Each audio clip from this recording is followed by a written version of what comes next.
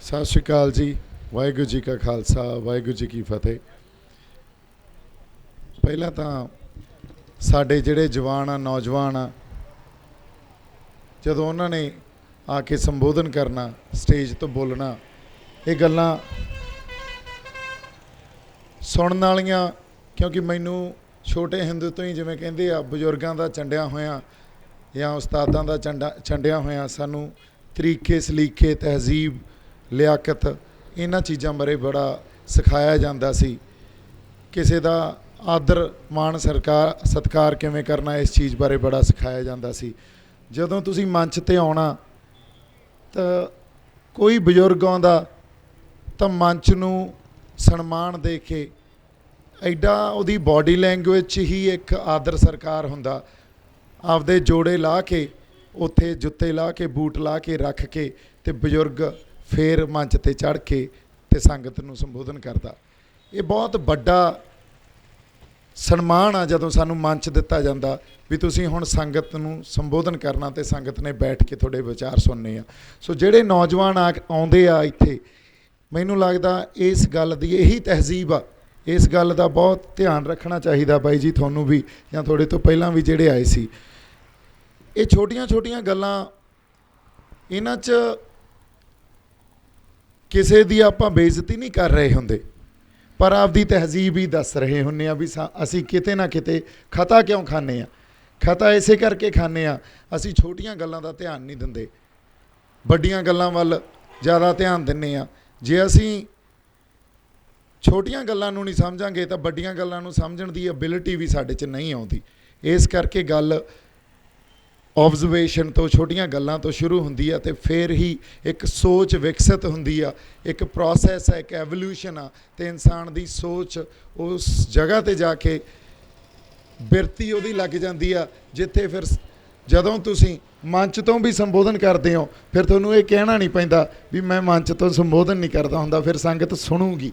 सो मैनूं लगदा बजुर्गां ने जिहड़े साडे पुराने सिद्धांत घड़े आ जिन्हां 'च असीं कहने आ भी पिंडां 'च आम तौर ते साडियां कहावतां हुंदियां, उन्हां दे पिछे बहुत लंबे समय दे किते ना किते विचारधारा चली आ रही हुंदी आ। कईयां चीज़ां दा सानूं खंडन करना पैंदा, कई इहो जिहियां विचारधारा या इहो जिहे सिद्धांत आ कि जिन्हां नूं नाल लैके भी चलना पैंदा। सो ये मंथन भी असीं आप करना किस विचारधारा दा किस पुराने सिद्धांत का खंडन करना तो किस सिद्धांत नूं असीं नाल लैके चलना। ये तो एक समाजिक समझ दी या सोशल साइंस जिन्हों कह दिंदे आ उहदी गल हो गई, मैनरिज्म की गल हो गई। हुण थोड़ी जी गल आपां ऑर्डीनेंस दी या सरकारां दी करिए। अज दा जो मुद्दा किसानी का मुद्दा मजदूरां का मुद्दा असीं शुरू हुन्ने आ, कोई गल नहीं भाई,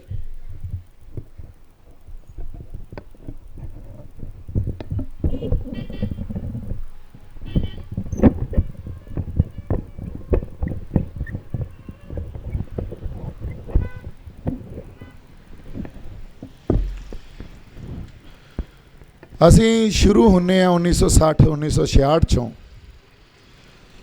जदों साडे देश च भुखमरी आउण दे सारे लक्षण पैदा हो चुके सी। ऐं लगदा सी भी हिंदुस्तान च फूड क्राइसिस आ जाऊगा ते फूड क्राइसिस आउण दे नाल अनाज दा क्राइसिस आउण दे नाल राइट्स हो जाणगे, लोग एक दूजे तो खो खो के अनाज लैके जाणगे ते आपदे परिवारां नूं खवाउणगे। उस वेले सरकारां दी मंग सी, खास तौर ते सेंटर सरकार दी, भी साडे देश नूं आत्म निर्भर किया जाए, अनाज नूं लैके साडी आत्म निर्भरता होनी चाहिदी आ। और उस वेले जिहड़ियां अमरीका दियां वड्डियां वड्डियां कंपनियां सी जिन्हां नूं मल्टीनैशनल कंपनियां आपां कहने आ या कॉरपोरेट घराना जिन्हां दा नां दिता जांदा अज, उस वेले ओह बहुत वड्डे पद्धर ते फर्टिलाइज़र आ रेहां स्प्रेयां बनाउण च लगियां होईयां सी। सो फूड क्राइसिस जदों आया वो पैदा किया गया, हिंदुस्तान च भी पैदा किया गया। 1960-70 च असी अनाज मंगाउंदे हुंदे सी अमरीका तो। अमरीका ने अनाज दे नाल नाल सानू रेहां स्प्रेयां भी देनियां शुरू करतियां। एक मंडी विकसित करती है इत्थे पूरी। मंडी विकसित करके हिंदुस्तान की सरकार ते ये भी दबाव पाया भी तुसीं साडे ये जिहड़े प्रोडक्ट्स आ इनू इस मंडी च बेचो। तो हिंदुस्तान की सरकार की भी आपदी एक मंग सी उस वेले, देश नू फूड क्राइसिस चों कढ़ना ते अनाज लई आत्मनिर्भरता पैदा करनी। इसलिए पंजाब नू, पूरे पंजाब नू चुनिया गया। मेरी आवाज़ कल दी थोड़ी जी बैठी आ, सो आई चलना पऊगा। पूरे पंजाब नू चुनिया गया। पूरे पंजाब नू हरी क्रांति के नाँ ते रेहां स्प्रेवां भी देतियां, सुधरियां होया बीजां दीयां किस्मां भी देतियां। उदों पहलां किसान च सबर संतोख सी। किसान आपदे परिवारां लई आपदी लोड़वंदी जिहड़ी उहदी सीमताई सी उत्थों तक ही फसल उगाउंदा सी या माड़ी मोटी वेच वटांदरा करदा सी। पर जदों हरी क्रांति आई, एक गल तां पक्की आ भी साडियां जमीनां, साडियां पानी, साडा वातावरण, ये सब कुछ तां गंदला हो ही गया।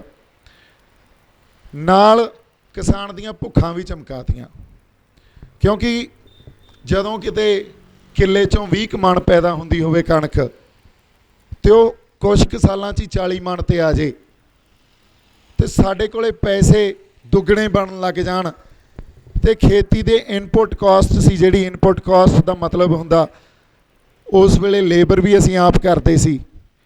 उस वेले पानी भी साडियां नहरां दी सिंचाई हुंदी सी, मोटरां तो सिंचाई भी नहीं हुंदी सी, या सूइयां तो या कस्सियां तो पानी खेतां 'ਚ असीं लाउंदे हुंदे सी। उस वेले मशीनीकरण भी एडा आधुनिक इस वड्डे तौर ते आया नहीं सी ते उस कॉस्ट नूं भी देखीए तो भी घट सी ते बिजली दे अज दे हिसाब नाल खर्चे भी घट सी। तो इस करके जदों वो मुनाफा होया किसानां कोले, वो कुछ क सालां 'ਚ 3-4 सालां 'ਚ डबल हो गया। मुनाफे का फायदा पंजाब नूं होना चाहिदा सी, कुछ क होया भी सीधे तौर पर होया, पर जो पूर्ण तौर पर मुनाफे का फायदा सरकार दीयां नीतियां देखो, सरकार दीयां नीतियां समझनियां आपां।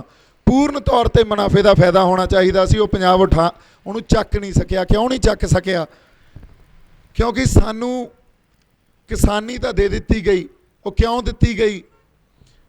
क्योंकि साडे कोले पानी भी हैगा, असी मेहनत करन लई साडे कोले शरीर भी हैगे, साडे कोले जज्बे भी हैगे सी भी साडे बजुर्ग सारा सारा दिन खेतां 'ਚ मिट्टी नाल मिट्टी होई जांदे सी।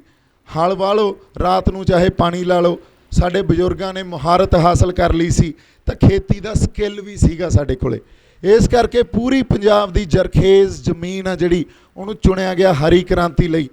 जे तुसीं बाकी राज्यां नूं देखो तो केरला का एक अद्धा डिस्ट्रिक्ट चुनिया गया, बंगाल का एक डिस्ट्रिक्ट जिवें वर्धमान डिस्ट्रिक्ट चुनिया गया, उत्थे उत्थे सारे केरला च, सारे बंगाल च, सारे हरियाणे च हरी क्रांति नहीं आई। हरियाणे च वैस्ट हरियाणे च हरी क्रांति आई आ जे आपां हिसार तो इधरला हिस्सा देखीए तो। बाकी हरियाणे च हरी क्रांति लई उन्होंने जो सानू रेहां स्प्रेयां दित्तियां, सानू सुधरे हुए बीज दिते, उहदे सिट्टे की निकलणगे ये किसी ने खोज नहीं की।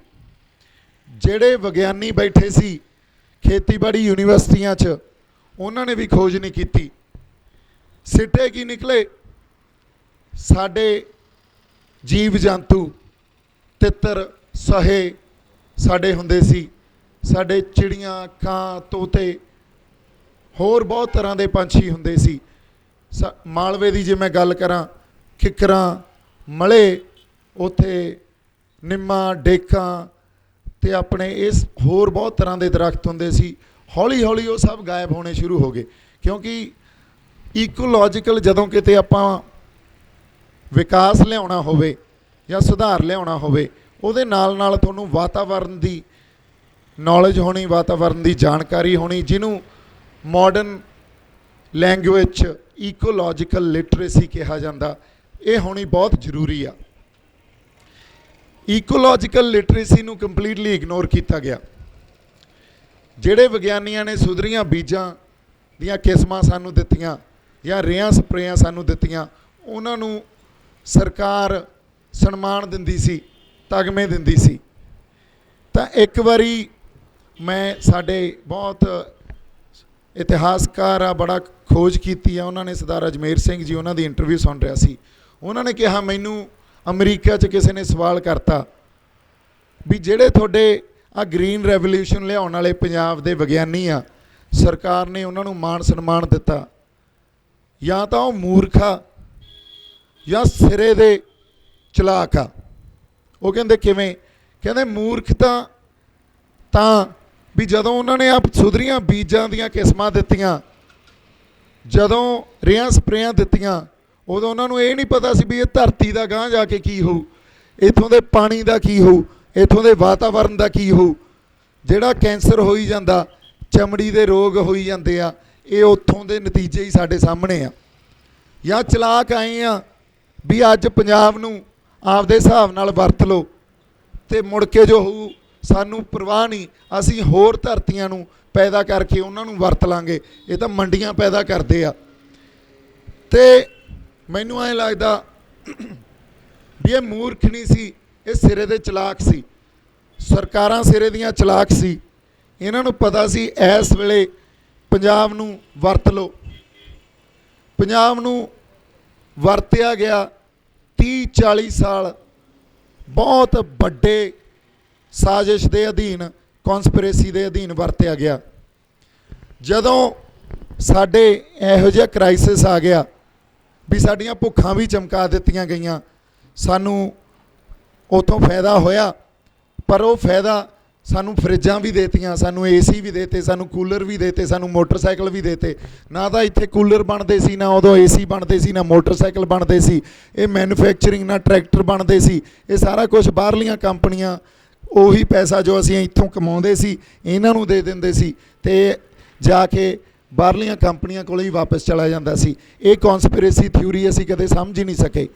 ਜੇ ਪੰਜਾਬ ਕਦੇ ਇੰਡਸਟਰੀ ਮੰਗਦਾ ਸੀ ਤਾਂ ਪੰਜਾਬ ਨੂੰ ਇੰਡਸਟਰੀ ਲਈ ਨੋ ਕਰ ਦਿੱਤੀ ਜਾਂਦੀ ਸੀ ਵੀ ਨਹੀਂ, ਪੰਜਾਬ ਨੂੰ ਇੰਡਸਟਰੀ ਨਹੀਂ ਦੇ ਸਕਦੇ, ਤੁਸੀਂ ਤਾਂ ਖੇਤੀਬਾੜੀ 'ਚ ਹੀ ਇੰਨੇ ਜ਼ਿਆਦਾ ਮੁਹਾਰਤ ਹਾਸਲ ਕਰ ਲਈ ਆ ਅਤੇ ਤੁਹਾਡਾ ਮੁਨਾਫਾ ਹੀ ਇੰਨੀ ਜ਼ਿਆਦਾ ਵੀ ਜੇ ਤੁਸੀਂ ਇੰਡਸਟਰੀ ਵੀ ਲੈ ਲਈ ਤਾਂ ਤੁਹਾਡੀ ਪਰ ਕੈਪੀਟਾ ਇਨਕਮ ਜਾਂ ਜਿਹੜੀ ਸਾਡੀ ਇਨਕਮ ਆ ਉਹ ਇੰਨੀ ਜ਼ਿਆਦਾ ਵੱਧ ਜੂ ਬਾਕੀ ਇਸ ਦੇਸ਼ ਦੇ ਸਟੇਟਾਂ ਦੇ ਕੰਪੈਰੀਟਿਵਲੀ, ਵੀ ਤੁਹਾਡੇ 'ਚ ਵਖਰੇਵਾਂ ਪੈਦਾ ਹੋ ਜਾਊਗਾ। ਅਤੇ ਆਰਥਿਕ ਵਖਰੇਵਾਂ ਵੀ ਜਦੋਂ ਤੁਹਾਡੇ ਕਿਸੇ ਖਿੱਤੇ 'ਚ ਆਉਂਦਾ, ਉਹਨੂੰ ਐਂ ਲੱਗਦਾ ਵੀ ਯਾਰ ਮੈਂ ਜਾਂ ਉੱਥੋਂ ਦੇ ਵਸਨੀਕਾਂ ਨੂੰ, ਉੱਥੋਂ ਦੇ ਲੋਕਾਂ ਨੂੰ, ਉੱਥੋਂ ਦੇ ਆਗੂਆਂ ਨੂੰ ਇਹ ਲੱਗਦਾ ਵੀ ਅਸੀਂ ਤਾਂ ਬਹੁਤ ਅੱਗੇ ਲੰਘ ਗਏ, ਬਾਕੀ ਜਿਹੜੇ ਲੋਕ ਆ ਜਾਂ ਬਾਕੀ ਸੂਬੇ ਆ ਉਹਨੇ ਅੱਗੇ ਨਹੀਂ ਪਹੁੰਚ ਸਕੇ ਜਾਂ ਉਨੀ ਕਮਾਈ ਨਹੀਂ ਕਰਦੇ ਤਾਂ ਸਾਨੂੰ ਪਿੱਛੇ ਧੂ ਰਹੇ ਆ। ਅਤੇ ਭਾਰਤ ਸਰਕਾਰ ਇਹ ਕਦੇ ਵੀ ਨਹੀਂ ਚਾਹੁੰਦੀ ਸੀ ਵੀ ਪੰਜਾਬ ਅੱਗੇ ਲੰਘ ਚੱਕੇ ਜਾਂ ਇਕਨੋਮਿਕਲੀ ਅਸੀਂ ਬਾਕੀ ਸੂਬਿਆਂ ਤੋਂ ਬਹੁਤ ਅੱਗੇ ਲੰਘ ਜਾਈਏ। ਹੁਣ ਇਸ ਗੱਲ ਨੂੰ ਮੁੱਖ ਰੱਖਦੇ ਹੋਏ ਸਾਨੂੰ ਇੰਡਸਟਰੀ ਕਦੇ ਨਹੀਂ ਮਿਲੀ, ਸਿਰਫ ਖੇਤੀਬਾੜੀ ਹੀ ਦਿੱਤੀ ਗਈ। ਖੇਤੀਬਾੜੀ ਤੋਂ ਇੱਕ ਜਿਹੜਾ ਸਮਾਜ ਆ ਅੱਗੇ ਜਾਂਦਾ ਹੁੰਦਾ ਇੰਡਸਟਰੀ ਵੱਲ। ਇੰਡਸਟਰੀ ਤਾਂ ਕਦੇ ਸਮਾਜ 'ਚ ਆਈ ਨਹੀਂ ਸਾਡੇ, ਤਾਂ ਇੰਡਸਟਰੀਅਲ ਇਕੋਨਮੀ ਨੇ ਸਾਨੂੰ ਕਦੇ ਸਪੋਰਟ ਹੀ ਨਹੀਂ ਕੀਤਾ। ਅਸੀਂ ਅੱਜ ਵੀ ਖੇਤੀ 'ਤੇ ਹੀ ਖੜ੍ਹ ਗਏ ਆ ਕੇ। ਇੰਡਸਟਰੀ ਤੋਂ ਅੱਗੇ ਸਮਾਜ ਜਾਂਦਾ ਸਰਵਿਸ ਇੰਡਸਟਰੀ ਵੱਲ, ਸਰਵਿਸ ਇਕੋਨਮੀ ਵੱਲ, ਜਿਹੜੀ ਅੱਜ ਦੀ ਮਾਡਰਨ ਇਕੋਨਮੀ ਦੀ ਫਾਊਂਡੇਸ਼ਨ ਆ। ਜੇ ਮਾਡਰਨ ਇਕੋਨਮੀ 'ਚ ਰੁਜ਼ਗਾਰ ਦੀ ਗੱਲ ਕਰਦੇ ਆ ਤਾਂ ਸਰਵਿਸ ਇੰਡਸਟਰੀ ਆ। ਸਰਵਿਸ ਇੰਡਸਟਰੀ 'ਚ ਟੂਰਿਜ਼ਮ ਵੀ ਆਉਂਦਾ, ਸਰਵਿਸ ਇੰਡਸਟਰੀ 'ਚ ਐਜੂਕੇਸ਼ਨ ਵੀ ਆਉਂਦੀ ਆ, ਸਰਵਿਸ ਇੰਡਸਟਰੀ 'ਚ ਜਿਹੜੇ ਆਹ ਕਾਲ ਸੈਂਟਰ ਖੁੱਲ੍ਹੇ ਆ ਇਹ ਵੀ ਆਉਂਦੇ ਆ, ਸਰਵਿਸ ਇੰਡਸਟਰੀ 'ਚ ਹੌਸਪਿਟੈਲਿਟੀ ਵੀ ਆਉਂਦੀ ਆ। ਮਾਡਰਨ ਇਕੋਨਮੀ ਦੀ ਫਾਊਂਡੇਸ਼ਨ ਆ ਜਾਂ ਅੱਜ ਦੀ ਜਿਹੜੀ ਆਰਥਿਕਤਾ ਉਹਦੀ ਇਹ ਕਹਿ ਲਓ ਵੀ ਨੀਂਹ ਰੱਖਦੀ ਆ ਸਰਵਿਸ ਇੰਡਸਟਰੀ। ਪੰਜਾਬ ਕੋਲੇ ਉਹ ਵੀ ਹੈ ਨਹੀਂ। ਪੰਜਾਬ ਕੋਲੇ ਲੈ ਦੇ ਕੇ 1960 ਤੋਂ ਅੱਜ ਤਾਈਂ ਹੈ ਕਿ ਖੇਤੀ ਸਰਕਾਰਾਂ ਨੇ ਪ੍ਰੋਟੈਕਟ ਕਰਨੀ ਹੁੰਦੀ ਆ, ਸਰਕਾਰਾਂ ਨੇ ਕਿਸਾਨਾਂ ਨੂੰ ਸਾਂਭ ਕੇ ਰੱਖਣਾ ਹੁੰਦਾ, ਸਰਕਾਰਾਂ ਨੇ ਕਿਸਾਨਾਂ ਨੂੰ ਸਬਸਿਡੀਆਂ ਦੇਣੀਆਂ ਹੁੰਦੀਆਂ। ਸਾਨੂੰ ਨਾ ਕਦੇ ਉਹਨਾਂ ਨੇ प्रोटैक्ट किया, साਂਭ के रखिया, ना कदे सबसिडियां दित्तियां तो साडी MSP चों खो लैंदे सी। इधरों सानू बिजली मुफ्त दे देंदे, उधरों MSP चों घटा देंदे, तो गल फिर उत्थे ही आ जाती।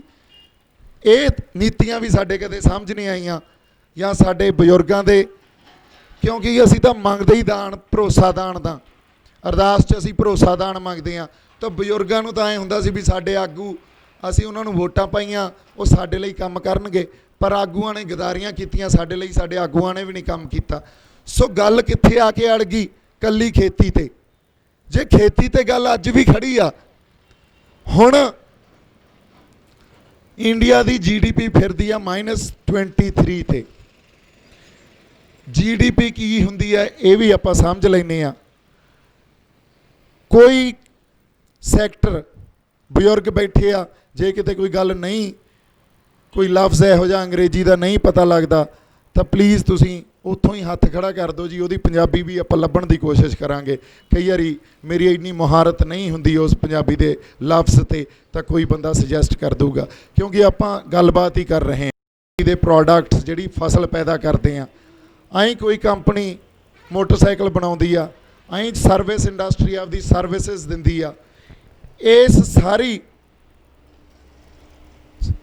सारे वरतारे तो जिहड़ी इनकम पैदा हुंदी है, देश की इनकम, उहनूं GDP कहा जाता, ग्रॉस डोमैसटिक प्रोडक्ट। इस किसी भी तरह की सर्विस, किसी भी तरह की मैन्युफैक्चरिंग यूनिट, किसी भी तरह की फसल जदों देश के कोले जाके एक इनकम पैदा करती है, उन्होंने GDP कहा जाता। इंडिया अज -23 च, मतलब जो पहला GDP सी साडी जां देश की इनकम सी, उतों मनफी होके 23% थले डिग गई आ। वो कल्ली खेती आ जिहड़ी अज भी मुनाफा दे रही आ सरकार नूं, सानू नहीं दे रही, सरकार नूं। चाहे वो मुनाफा मंडी बोर्ड के थ्रू होवे, चाहे मुनाफा किसी तरह की इन्हां नूं आपां टैक्स दिंने आ उहदे थ्रू होवे। टैक्स किवें दिंने आ?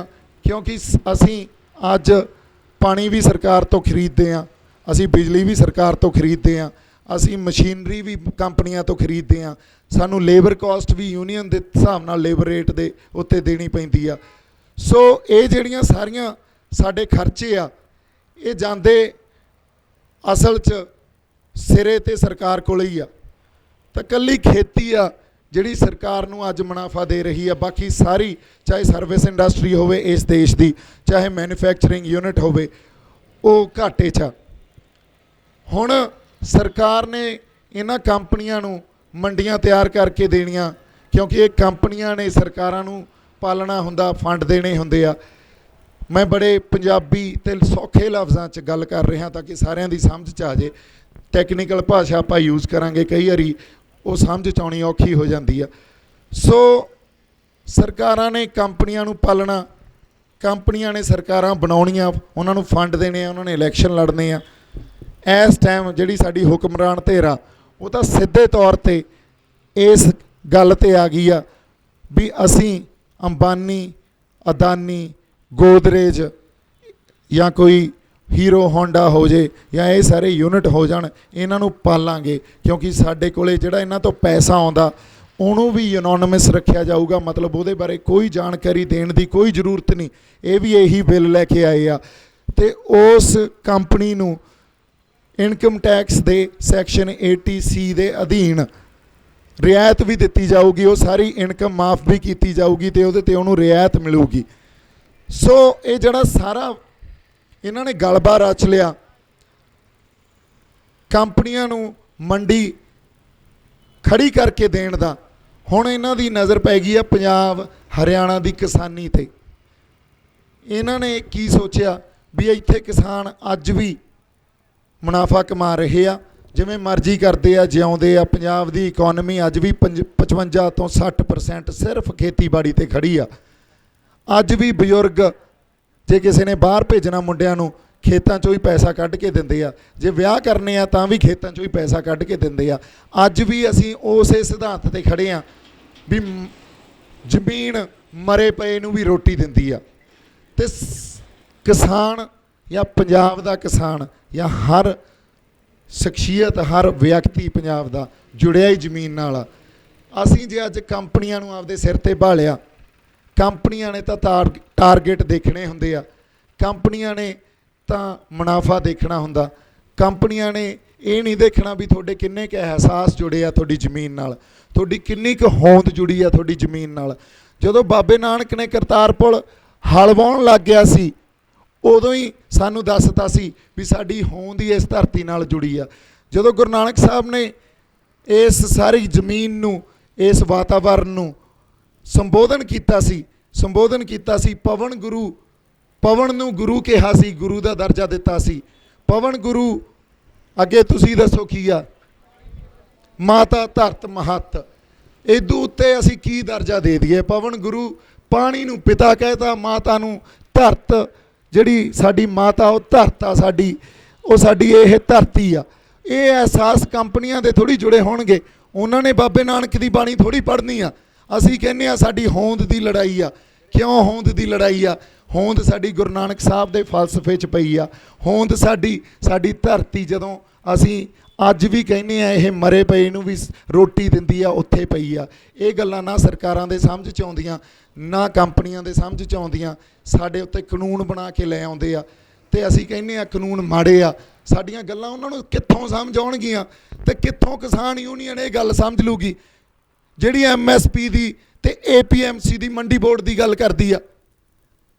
ਇੱਕ ਅਹਿਸਾਸ ਹੁੰਦਾ, ਰੂਹਾਂ 'ਚ ਵਸਿਆ ਹੁੰਦਾ। ਸਾਡੇ ਅਹਿਸਾਸ ਰੂਹਾਂ 'ਚ ਵਸਿਆ, ਸਾਡੇ ਧਰਤੀ ਸਾਡੀ ਰੂਹਾਂ 'ਚ ਵਸੀ ਆ। ਹੁਣ ਕਿਸਾਨ ਯੂਨੀਅਨ ਨੂੰ ਮੈਂ ਕਿੱਥੋਂ ਸਮਝਾ ਦਾਂ ਵੀ ਇਹ ਤਾਂ ਯਾਰ ਗੱਲ ਹੀ ਰੂਹਾਂ ਦੀ ਹੋ ਰਹੀ ਆ, ਇਹ ਤਾਂ ਗੱਲ ਕਿਸੇ ਹੋਰ ਪਿਰਤੀ ਦੀ ਚੱਲ ਰਹੀ ਆ। ਤੁਹਾਡੇ ਕੋਲੇ ਆ ਕੇ ਜੇ ਵਾਹਿਗੁਰੂ ਜੀ ਕਾ ਖਾਲਸਾ ਵਾਹਿਗੁਰੂ ਜੀ ਕੀ ਫਤਿਹ ਕਹਿ ਦਿੰਦੇ ਆ, ਤੁਸੀਂ ਕਾਮਰੇਡਾਂ ਵਾਲੀ ਗੱਲ ਕਰਕੇ ਕਹਿੰਦੇ ਹੋ ਆਹ ਗੱਲ ਨਾ ਕਰੋ ਯਾਰ, ਹੈ ਨਾ। ਸੋ ਜੇ ਸਾਡੀਆਂ ਰੂਹਾਂ ਨੂੰ ਹੀ ਨਹੀਂ ਸਮਝੋਗੇ ਫਿਰ ਤੁਹਾਡੇ ਤੇ ਸਰਕਾਰਾਂ 'ਚ ਕੀ ਫਰਕ ਰਹਿ ਗਿਆ? ਜੇ ਤੁਸੀਂ ਸਾਨੂੰ ਕਹਿੰਦੇ ਹੋ ਕਿਸਾਨਾਂ ਦੇ ਹੱਲ ਦਿਓਗੇ ਤਾਂ ਸਾਡੀ ਰੂਹਾਂ ਨੂੰ ਤਾਂ ਸਮਝੋ ਪਹਿਲਾਂ, ਸਾਡੀ ਹੋਂਦ ਪਈ ਆ ਉੱਥੇ। ਇਸੇ ਤਰ੍ਹਾਂ ਹੀ ਸਾਡੀ ਹੋਂਦ ਦੀ ਲੜਾਈ ਆ। ਜੇ ਮੈਂ ਅੱਜ ਕਹਿਣਾ ਵੀ ਕੋਈ ਗੱਲ ਨਹੀਂ, ਅਸੀਂ ਵਿਚਾਰਾਂ ਦੇ ਵਖਰੇਵੇਂ ਹੋ ਸਕਦੇ ਆ, ਪਰ ਵਿਚਾਰਾਂ ਦੇ ਵਖਰੇਵਿਆਂ ਲਈ ਮਿਲ ਜੋੜ ਕੇ ਬਹਿ ਜਾਂਦੇ ਆ, ਸਿਰ ਜੋੜ ਕੇ ਬਹਿ ਜਾਂਦੇ ਆ, ਗੱਲਬਾਤ ਕਰ ਲੈਂਦੇ ਆ, ਕੋਈ ਨਾ ਕੋਈ ਹੱਲ ਨਿਕਲਿਆ ਆਊਗਾ ਸੰਵਾਦ 'ਚ, ਹਉਮੈ 'ਚ, ਮੈਂ 'ਚ। ਜੇ ਤੁਸੀਂ ਕਹਿੰਦੇ ਹੋ ਮੂਵਮੈਂਟ ਜਿਹੜੀ ਆ, ਅੰਦੋਲਨ ਜਿਹੜਾ, ਇਹਦੇ 'ਤੇ ਵੀ ਗਲਬਾ ਪਾ ਲਈਏ ਔਰ ਗਲਬਾ ਵੀ ਐਂ ਪਾ ਲਈਏ ਵੀ ਸਾਡਾ ਅੰਦੋਲਨ ਆ, ਫਿਰ ਤੁਸੀਂ ਵੀ ਉਹੀ ਕਰ ਰਹੇ ਹੋ। ਇੱਕ ਪਾਸੇ ਸਰਕਾਰ ਕਹਿ ਰਹੀ ਆ ਸਾਡੀ ਸਰਕਾਰ ਆ, ਤੁਸੀਂ ਕਹਿ ਰਹੇ ਹੋ ਸਾਡਾ ਅੰਦੋਲਨ ਆ। ਉੱਧਰ ਵੀ ਲੋਕ ਨਹੀਂ, ਇੱਧਰ ਵੀ ਲੋਕ ਨਹੀਂ, ਫਿਰ ਜਵਾਬ ਕੀ ਆ ਤੁਹਾਡੇ ਕੋਲੇ? ਫਿਰ ਤੁਹਾਡੇ ਨਾਲ ਉਦੋਂ ਤੱਕ ਬੈਠਣ ਦਾ ਕੋਈ ਫਾਇਦਾ ਨਹੀਂ ਜਦੋਂ ਤੱਕ ਤੁਹਾਨੂੰ ਸਮਝ ਨਹੀਂ ਆਉਂਦੀ ਵੀ ਤੁਹਾਡਾ ਅੰਦੋਲਨ ਨਹੀਂ ਆ, ਇਹ ਲੋਕਾਂ ਦਾ ਅੰਦੋਲਨ ਆ, ਇਹ ਲੋਕ ਲਹਿਰ ਆ। ਇੰਨੀ ਕੁ ਗੱਲ ਮੈਂ ਤੁਹਾਡੇ ਨਾਲ ਕਰਨੀ ਸੀ। ਮੇਰੇ ਵੱਲੋਂ ਬਹੁਤ ਸਾਰਾ ਪਿਆਰ ਅਤੇ ਸਤਿਕਾਰ। ਸਤਿ ਸ਼੍ਰੀ ਅਕਾਲ।